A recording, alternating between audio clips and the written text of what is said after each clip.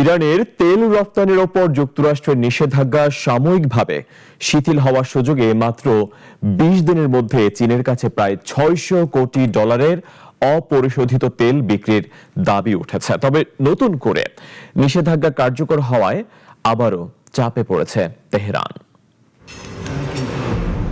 ইসলামাবাদ সমঝোতা চুক্তি স্বাক্ষরের পর গত ১৭ জুন ইরানের তেল রপ্তানির ওপর থেকে নিষেধাজ্ঞা সামরিকভাবে প্রত্যাহার করেছে যুক্তরাষ্ট্র। তবে নতুন করে উত্তেজনা বাড়ায় ৭ জুলাই আবারও সেই নিষেধাজ্ঞা কার্যকর করা হয়। মার্কিন সংবাদ মাধ্যম ওয়াল স্ট্রিট জার্নালের এক প্রতিবেদনে দাবি করা হয়েছে, এই ২০ দিনের ব্যবধানে ইরান চীনের কাছে প্রায় $৬০০ কোটি মূল্যের অপরিশোধিত তেল বিক্রি করেছে।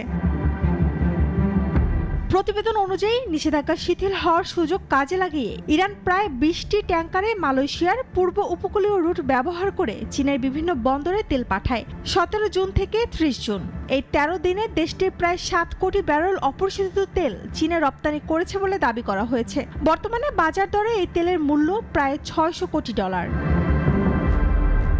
যুক্তরাষ্ট্র প্রথম ৭৯ সালে ইরানের তেল রপ্তানির উপর নিষেধাজ্ঞা আরোপ করে। পরবর্তী বছরগুলোতে ধাপে ধাপে সেই নিষেধাজ্ঞা আরও কঠোর করা হয়। মার্কিন নিষেধাজ্ঞার শর্তেও ইরান থেকে তেল আমদানি বাড়িয়েছে চীন।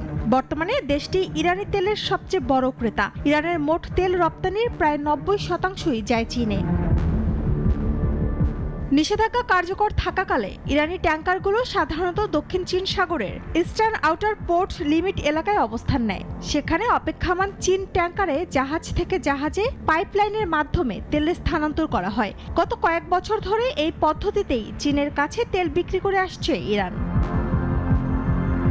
তবে নতুন করে উত্তেজনা বৃদ্ধির পর ৭ জুলাই যুক্তরাষ্ট্র ইরানের তেল রপ্তানির ওপর নিষেধাজ্ঞা পুনর্বহাল করার পাশাপাশি দেশটির বন্দরগুলোর ওপরও অবরোধ আরোপ করে। শম্পা আক্তার, নাগরিক।